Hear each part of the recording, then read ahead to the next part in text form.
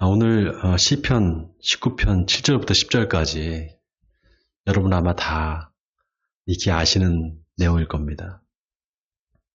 제가 오늘 묵상을 하다가 이 본문을 보면서 좀 새롭게 하나님의 말씀이 마음에 와닿았고 깨달아지는 게 있어서 오늘 이 설교를 준비하게 됐습니다. 우리나라 역사가 굉장히 오래됐잖아요. 5,000년이 넘은 아주 긴 역사가 있는데 안타깝게도 우리나라를 대표할 만한 철학자나 신학자가 나오질 않아요. 이제 우리나라가 기독교를 받아들인 게 벌써 몇 년입니까? 150년 가까이 이제 개신교만 해도 그렇게 됐는데 아직도 여전히 유명한 세계적으로 유명한 신학자나 철학자가 나오지 않습니다. 예를 들면 독일 같은 나라는 그 나라 말로 철학을 아주 발전시켰잖아요. 철학자, 신학자가 많이 나왔죠. 영국도 마찬가지고 러시아도 그런 아주 유명한 철학자들이 많습니다. 근데 우리나라는 철학이 너무 빈약해요. 여러분 우리나라를 대표할 만한 철학자 생각나는 사람이 있습니까? 한국을 대표할 만한 철학자 딱히 생각나는 사람이 없죠.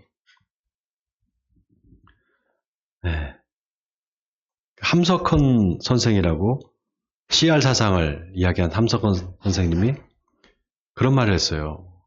우리 민족이 철학이 없는 민족이다. 철학이 없는 민족이다 이렇게 말했습니다. 여러분 철학이 없다는 것은 생각이 없다는 겁니다. 생각이 없다는 거예요. 함석헌 선생이 또 하나 지적을 했는데요. 우리 한민족이 자존심이 없는 민족이다 이렇게 말을 했어요. 옛날부터 계속해서 우리나라가 중국의 지배를 오랫동안 당하고 또 일본의 식민지 생활도 하고 근데 여전히 그 사대주의 사상을 못 벗어나고 자주적이지 못하고 늘 의존적인 그런 약간의 그 노예근성 같은 그런 것을 갖고 있다는 겁니다. 또 하나 지적을 했는데 한민족이 아주 야가 빠진 민족이라는 거예요. 야가 빠진 민족성을 갖고 있다는 겁니다. 그걸 예로 정치판을 예를 들었습니다. 정치하는 사람들이 자기 신념으로 자기 어떤 의지로 뭘 하는 게 아니고 그냥 줄을 서서 어떻게든지 잘 보여서 계파주의, 패거리 정치 이런 걸 한다는 겁니다. 또 얼마나 배신을 잘합니까? 이런 민족성을 뜯어고쳐야 된다 이렇게 함석헌 선생이 이야기를 했습니다. 저는 이런 함석헌 선생이 지적한 이런 한민족의 결점이라고 해야 될까요? 우리나라 사람들이 갖고 있는 이런 민족성이 그 원인이 깊이 생각을 하지 않기 때문이라고 저는 그렇게 생각합니다. 우리나라 사람들이 깊이 뭘 생각하고 파고하는 게 없습니다. 한마디로 메타 사고가 없어요. 메타라는 거는 뭐뭐 이면에 뭐뭐 너머에 이런 뜻이거든요. 그래서 우리가 형이상학을 메타피직이다 이렇게 말하잖아요. 메타라는 건 너머라는 뜻이고 피직이라는 건 자연이라는 뜻입니다. 자연이나 물리를 얘기하는데 그러니까 형이상학이 되는 거죠. 메타피직은. 어떤 일이 일어나면은 그 일이 왜 일어나는지 어떻게 일어나는지 좀 깊이 생각을 하지 않고 그냥 일어난 현상만 보는 거예요. 이게 마치 유대인들이 자꾸 표적을 보여달라는 것과 비슷합니다. 여러분 오병이어의 기적이 아니라 표적이라 이렇게 말하는 그 이유가 뭡니까? 기적은 현상만 보는 거를 말합니다. 표적은 현상 이면의 의미를 살피는 거예요. 메타 사고를 하지 못하면 언제나 현상에 집착을 하고 그 현상 이면에 의미를 찾는 것을 귀찮아하고 하지 않습니다. 우리 한민족의 이런 민족성이 신앙에도 그대로 영향을 미칩니다. 교회는 엄청나게 부흥을 하고 커졌는데 교인들의 영적 수준은 여전히 낮습니다. 왜냐? 성경을 깊이 있게 읽지 않기 때문입니다. 깊이 생각하지 않습니다. 그러니까 교회를 오래 다녀도 성경을 잘 몰라요. 그 참 이상하지 않습니까? 교회를 그렇게 오래 다니는데도 성경을 잘 모르는 사람들이 참 많아요.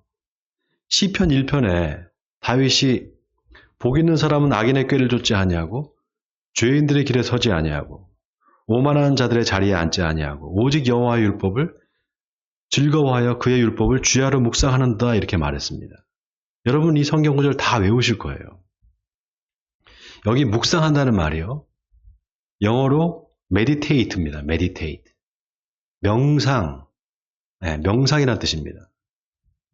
조용히 눈을 감고 깊이 생각하는 것을 명상한다 그러잖아요. 메디테이션이에요. 이 깊이 생각하는 거 이게 참 중요한데 이걸 안 하는 거예요.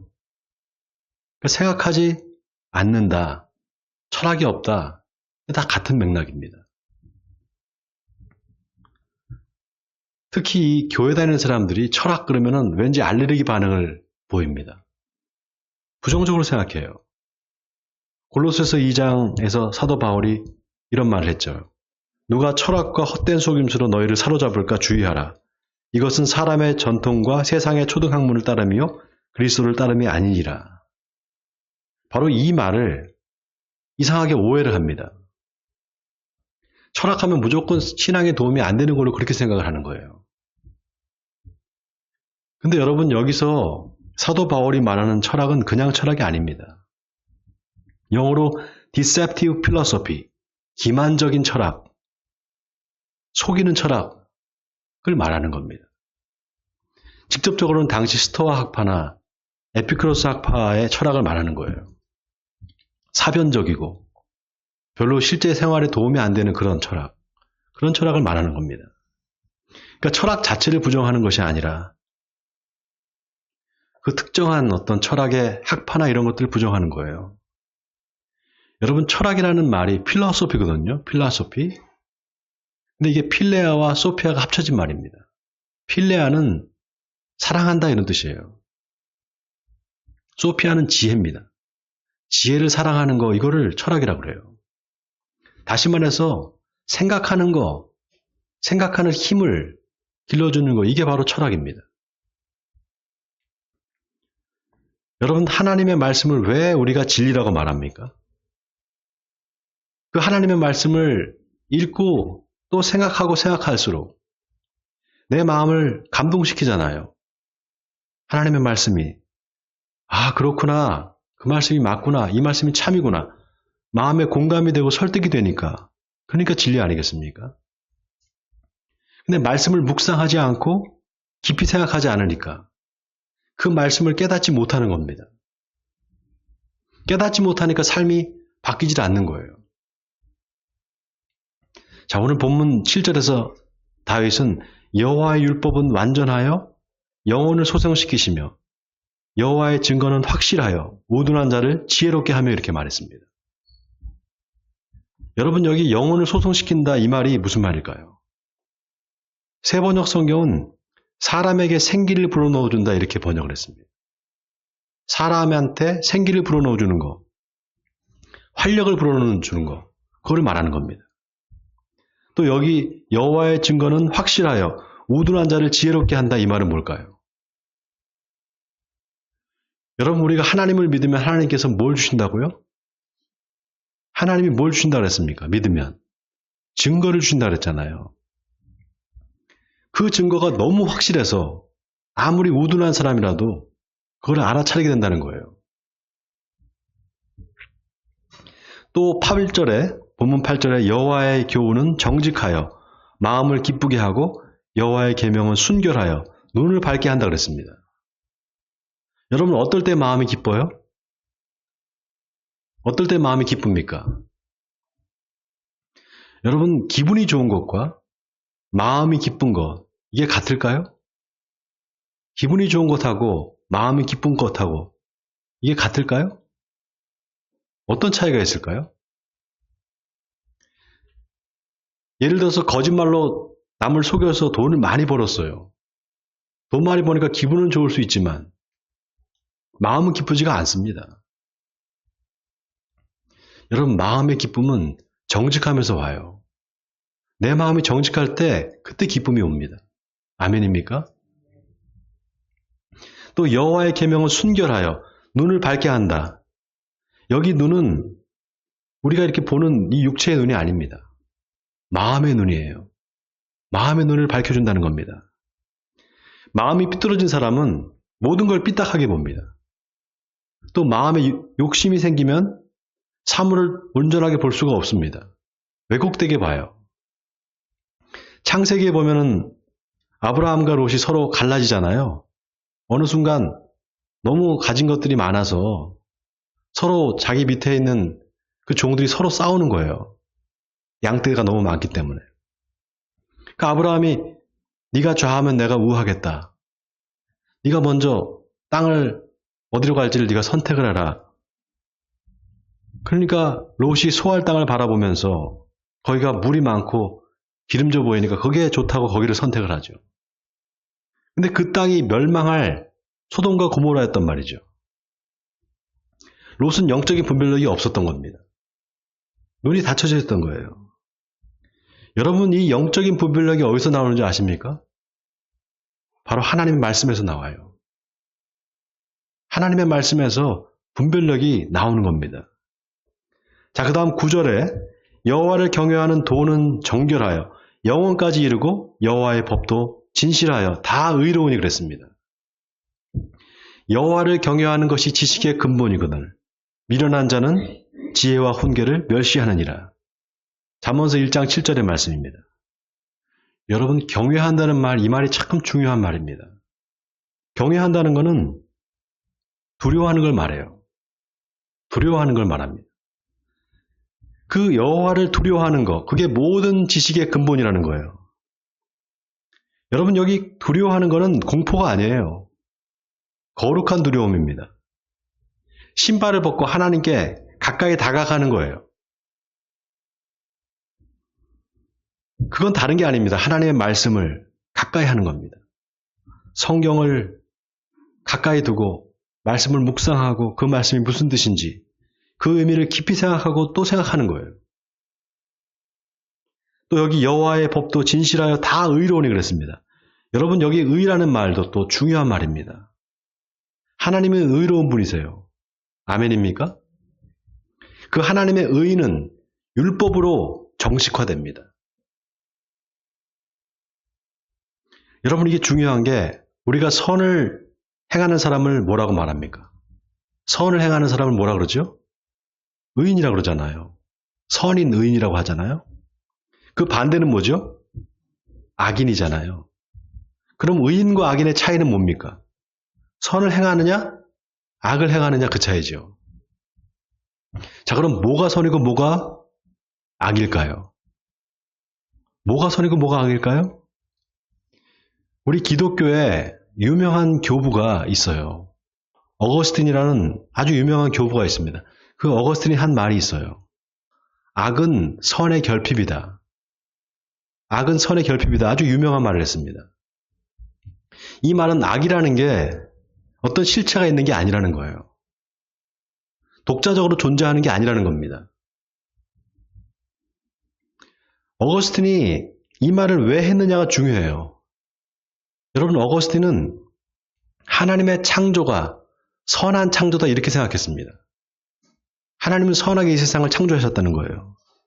그러니까 하나님이 악을 창조한 게 아니라는 거예요.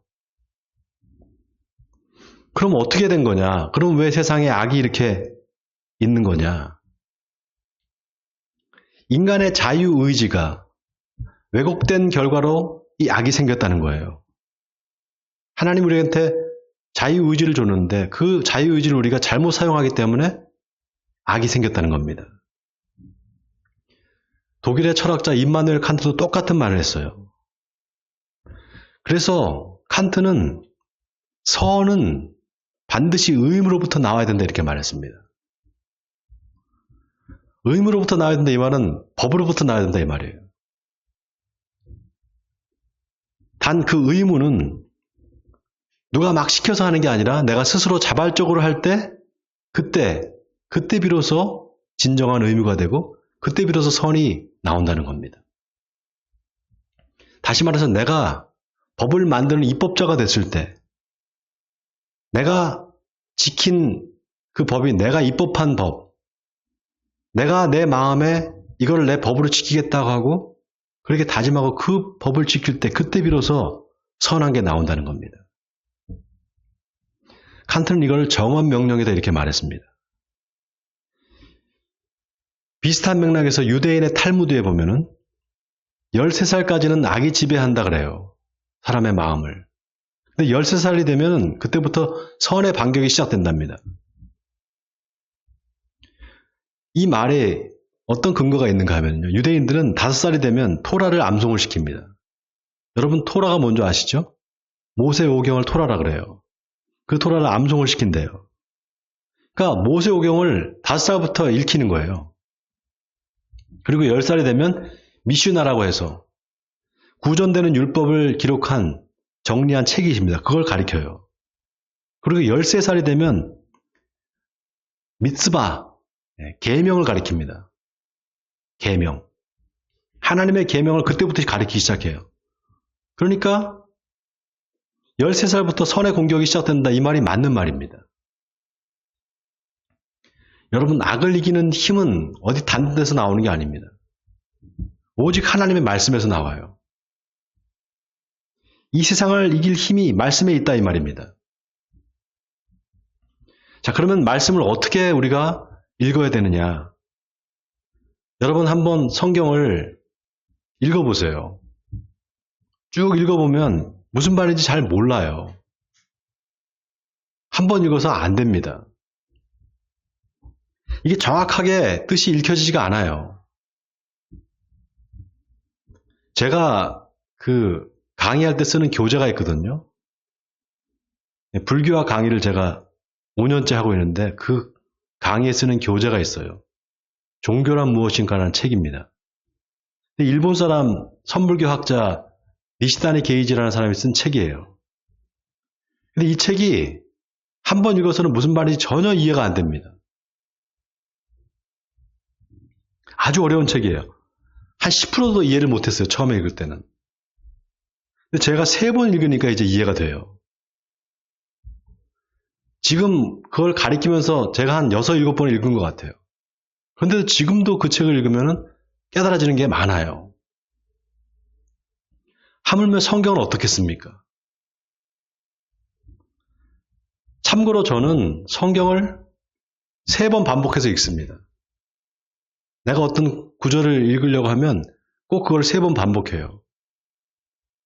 그리고 눈을 감고 생각을 합니다. 기도하면서 눈을 감고 생각을 해요.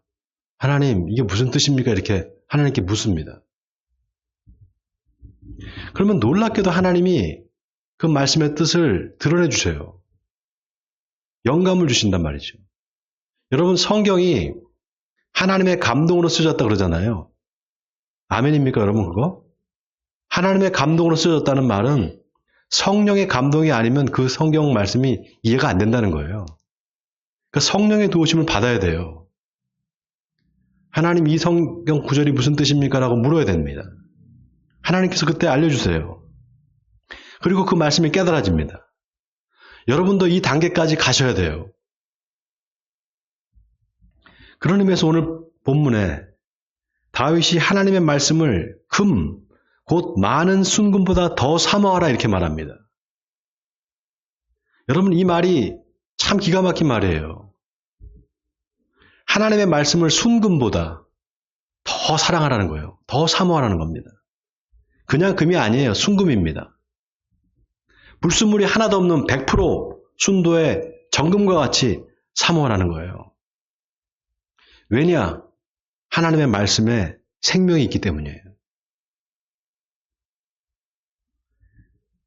제가 요즘에 설교문을 이렇게 다 써서 이렇게 설교 준비를 하는데 요즘에 눈이 침침하다 보니까 계속 이제 이 스크린을 보고 있으면 눈이 퍽퍽해가지고 힘들어요.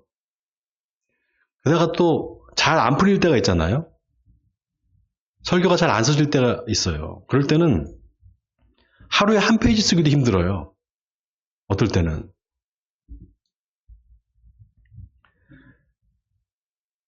그런데 어느 순간 그 말씀이 딱 깨달아질 때가 있어요. 계속 그 고민하고 힘들고 그러다가 하나님이 딱 가르쳐 줄 때가 있어요. 그때 얼마나 마음이 기쁜지 몰라요. 야, 이 말씀이었구나. 내가 이걸 몰랐구나. 근데 하나님이 어떻게 알려주시는 줄 아십니까?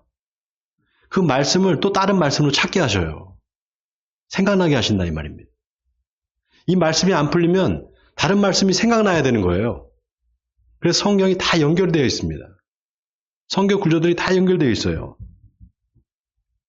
오늘 본문에 다윗이 하나님의 말씀이 그렇게 꿀보다 더 달다는 겁니다. 여기 소위 꿀보다 더 달다 그렇게 말했어요.